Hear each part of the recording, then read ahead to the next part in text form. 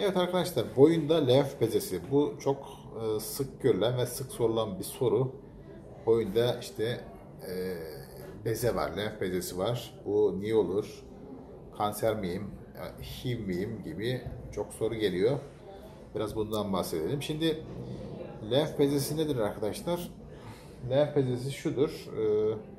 Lenfositleri taşıyan vücutta bir sıvı var. Lenf sıvısı. Bunun da işte vücutta dolaştığı uğradığı bölgeler var, terminal. İşte onlar lenf bezesi, lenf nodları. Vücutta yüzlerce lenf bezesi var arkadaşlar. Lenf nodu diyoruz biz bunlara. Bunların şişmesine lenf adenopati yani LAP diyoruz kısaca. Bu yüzlerce lenf bezinin arkadaşlar yaklaşık %55'i de ya başta ya boyun bölgesinde. Yani bu iki bölgeden birinde var. Şimdi boyun bölgesindeki bu lenf bezlerinin şişmesi arkadaşlar eğer çocuk ise hemen hemen %100 enfeksiyona bağlı. Erişkinlerde bunun %1,1 nedeni sadece kanserler. Çok fazla korkmaya gerek yok. Çok büyük bir kısmı enfeksiyonlara bağlı. Tabii bunun içinde birazdan söyleyeceğim HIV de var. Ama genelde iyi huylu enfeksiyonlar. Bir kısmı da bir takım travmalara bağlı arkadaşlar. Şimdi bu boyundaki lenf bezi büyümelerinin nedenlerini bir sizde hatırlayalım, sonra korkmalı mıyız, ne zaman doktora gitmeliyiz onu söyleyeyim arkadaşlar. Evet, şimdi hangi enfeksiyonlar lenf bezlerini büyütür arkadaşlar? Sayalım. En başta basit enfeksiyonlar. Nedir bunlar? Soğuk algınlığı, işte bronşit, onun dışında kulak enfeksiyonları, saçlı deri enfeksiyonları, selülit yani yağ bezlerinin iltihabı, strep A dediğimiz bir çeşit boğaz enfeksiyonu, tonsilitler, işte o bademcik dediğimiz arkadaşlar ve kızamık. Onun dışında yine biraz daha ağır enfeksiyonlar da yapar. Nedir? Tüberküloz, sifilis, bir takım kanserler. Nedir bunlar? Lösemi, lenfoma. Yine enfeksiyonlardan enfeksiyöz, mononükleoz arkadaşlar, toksoplazma, diş enfeksiyonları ve HIV. Bunların hepsi lenf bezine büyüme yapabilir. Onun dışında bir takım otoimmün hastalıklar var arkadaşlar. Bunlar nedir?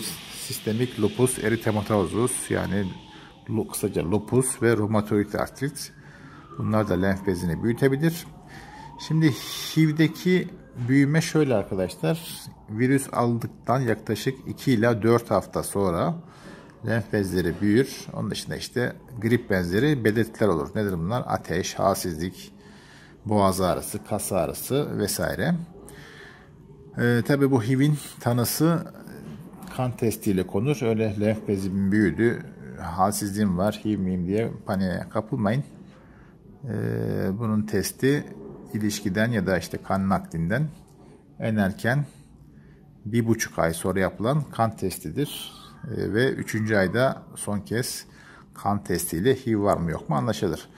Şimdi lenf bezlerinde büyüme yapan bir diğer neden nedir arkadaşlar? Travmalar. Vücuttaki her türlü travma yani darbeler, bir takım ameliyatlar, ağır işte vücuda stres, bunlar yine lenf bezlerini büyütebilir. Ve yaklaşık ne demiştim? %1,1 nedeni kanserdi. Bir takım kanserler de lenf bezlerinde büyüme yapabilir. Peki bu lenf bezleri ne zaman tehlikelidir? Yani ne zaman önemlidir arkadaşlar? Bir kere 3 haftayı geçmiş halen inmiyorsa ya da büyümesi devam ediyorsa ya da sertleşiyorsa, o lenf bezi sert hale geliyorsa ya da ağrısı sürekli artıyorsa ya da boyutu 2 santimi geçmişse, beraberinde gece terlemesi, ateş, kilo kaybı varsa, yaygınsa, çok fazla varsa, yutma güçlüğü varsa arkadaşlar, o zaman daha ciddi bir sıkıntı olabilir. Mutlaka doktora gidiyorsunuz. Onun dışında dediğim gibi en sık verilen enfeksiyonlardır. Genelde basit enfeksiyonlardır.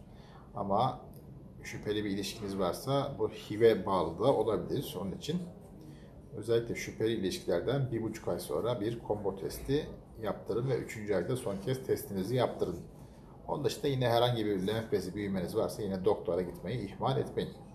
Evet, bu lenf bezleri de böyle arkadaşlar. Bununla ilgili sorunuz varsa yine videonun altından bana sorabilirsiniz. Kendinize iyi bakın. Hoşça kalın.